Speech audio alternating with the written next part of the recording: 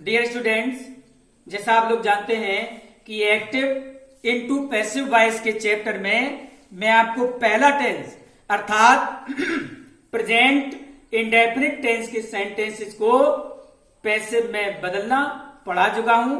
आज मैं आपको प्रेजेंट कॉन्टिन्यूअस टेंस के सेंटेंसेस को पैसिव में बदलना पढ़ाने जा रहा हूं। मैं आपकी जानकारी के लिए बता दूं, जैसा मैं पहले भी बता चुका हूं, इसमें केवल एक ही रूल बदलेगा, दूसरा सेकंड वाला।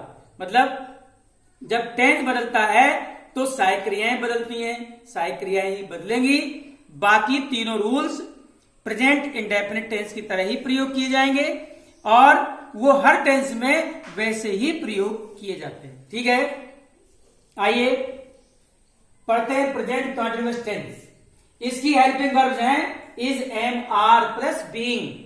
प्रेजेंट इंडेफिनिट टेंस की सहायक क्रियाएं क्या थी? Is, am, are. इसमें केवल क्या बढ़ा? बीइंग बढ़ा, तो हो जाएगा इज बीइंग, एम बीइंग और आर बीइंग। वहीं नेगेटिव सेंटेंसेज में इज, एम, आर के बाद नॉट आएगा, नॉट के बाद जाएगा बीइंग। इंटरोगेटिव सेंटेंसेज में अगर क्वेश्चन वर्ड नहीं है तो इज, एम, आर पहले, उसके बाद सब्जेक्ट, उसके बाद बीइंग। क्वेश्चन वर्ड है, आप लोग जानते ही हैं, वो सबसे पहले आएगा। और अगर इंटरोगेटिव सेंटेंस नेगेटिव है तो सब्जेक्ट के बाद नॉट आएगा, फिर बीइंग जाएगा। Let's see the example. First example, the students are doing a lot of work. विद्यार्थी बहुत अधिक या काफी कार्य कर रहे हैं। क्या कर रहे हैं? A lot of work. मेरा object a lot of work एक वचन है, इसलिए helping verb only is. Being आ गया, क्रिया की थर्ड फॉर्म बाई और ऑब्जेक्ट बन गया पैसे। A lot of work is being done by the students. Next, the farmers are not plowing the fields.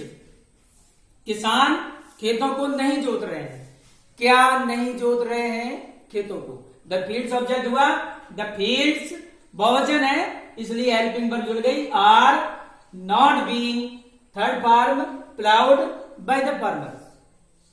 The fields are not being plowed by the farmers. Next, are you helping me in my need? क्या तुम आवश्यकता के समय मेरी सहायता कर रहे हो? क्या ऑब्जेक्ट है? मी। अब मी का सब्जेक्ट होगा आई। इंटरोगेटिव सेंटेंस होने के कारण इसमें हेल्पिंग वर्ब पहले क्या आएगी? Am. Am I a being, am I being helped in my need by you. अब in my need other word से बाई और ऑब्जेक्ट से पहले ही प्रयोग किया जाना चाहिए। अगर आपने by you in my need लिखा तो सेंटेंस आपका रॉन्ग हो सकता है। रिस्क लेने की कोई जरूरत नहीं है। जब अदर वर्ड्स आपको प्रयोग करने ही है तो बाई और ऑब्जेक्ट से पहले प्रयोग कर लो। क्या आवश्यकता है रिस्क लेने की सेंटेंस रॉन्ग हो जाए? Am I being helped in my need by you. Next, where is the teacher correcting our exercise books? Question word है, क्वेश्चन वर्ड लिख लिया। ऑब्जेक्ट है अवर एक्सरसाइज बुक्स। फिर एक बार जो ऑब्जेक्ट है जिसका सब्जेक्ट बनाया जाएगा प्लूरल है अर्थात बहुवचन है, इसलिए हेल्पिंग वर्ब आई आर अवर एक्सरसाइज बुक्स। अब आएगा being third form corrected by the teacher. Where are our exercise books being corrected by the teacher. Next, what is she eating in the kitchen? वह रसोई में क्या खा रही है? अब इसमें इज हेल्पिंग वर्ब है, सी सब्जेक्ट है, ईटिंग मेन वर्ब है, इन द किचन ये कंप्लीमेंट है, एडवर्बियल कंप्लीमेंट। अब आप लोग सोच रहे हैं कि ऑब्जेक्ट कहां है, तो मैं बताता चलूंगा आपको कि ऑब्जेक्ट है what. Means object has been used in the beginning of the sentence. अब पूछेंगे आप लोग व्हाट कैसे? अरे जिस शब्द से ऑब्जेक्ट की पहचान हो जाए, वो शब्द सेंटेंस में अवेलेबल हो, तो वही शब्द ऑब्जेक्ट होता है। What is being eaten in the kitchen by her? अर्थात रसोई में उसके द्वारा क्या खाया जा रहा है। What is being eaten in the kitchen by her? यही से सेंटेंस बनता है What was? अगर ऑब्जेक्ट के रूप में उसका प्रयोग किया गया है। Next, who is telling you a nice story? इसमें दो ऑब्जेक्ट हैं, एक यू है, एक a nice story है। यू इनडायरेक्ट ऑब्जेक्ट है और अ नाइस स्टोरी डायरेक्ट ऑब्जेक्ट है, जैसा कि मैं आपको पहले पढ़ा चुका हूं रीऑर्डरिंग में।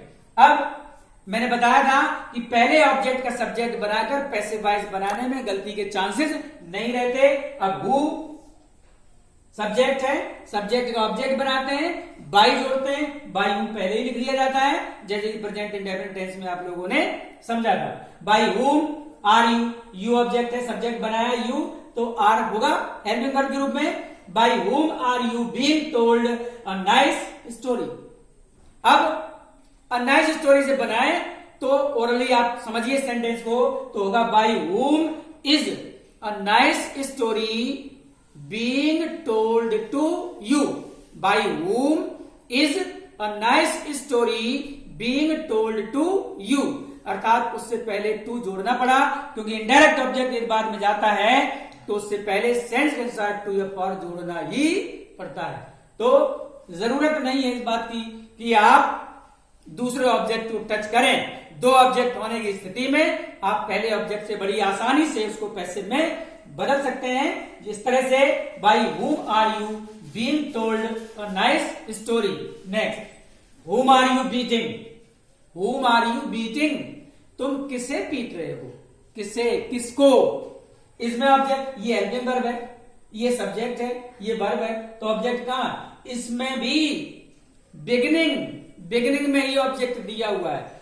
किसको, अरे जिस शब्द से ऑब्जेक्ट की पहचान हो जाए, वो शब्द अगर सेंटेंस में अवेलेबल हो तो वही शब्द ऑब्जेक्ट हो जाता है।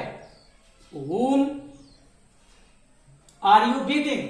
अब जब who का ऑब्जेक्ट whom होता है तो whom का सब्जेक्ट क्या होगा, who होगा नहीं होगा, तो who is being beaten by you, ये बना पैसे, who is being beaten by you, तुम किसे पीट रहे हो, अर्थात तुम्हारे द्वारा कौन पीटा जा रहा है।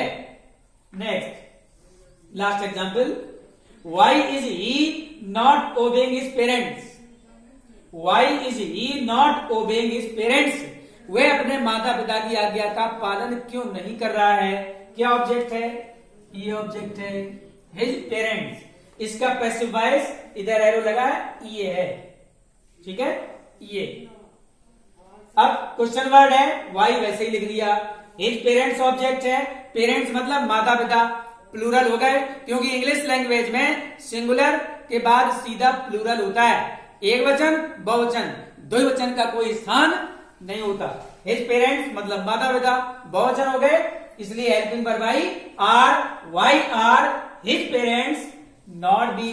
देखिए इंटरोगेटिव सेंटेंस नेगेटिव है, इसलिए नॉट बाद में आया, why are his parents not being obeyed, third form by him, why are his parents not being obeyed by him. ये दो टेंस मैंने आपको विधिवत तरीके से पढ़ा दिए हैं। जैसा कि आप लोग जान चुके हैं कि आगे जो भी टेंसेस होंगे उनमें केवल सहायक क्रियाएं बदलेंगी।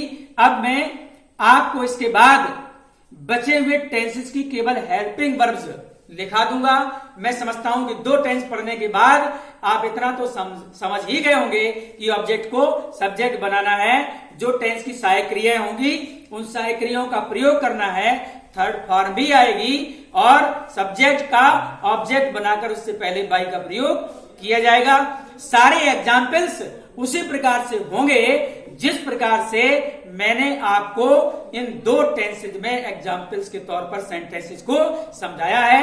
अब प्रेजेंट परफेक्ट से लेकर जितने भी टेंसेज बचे हैं उनकी मैं आपको केवल हेल्पिंग वर्ब्स समझा दूंगा।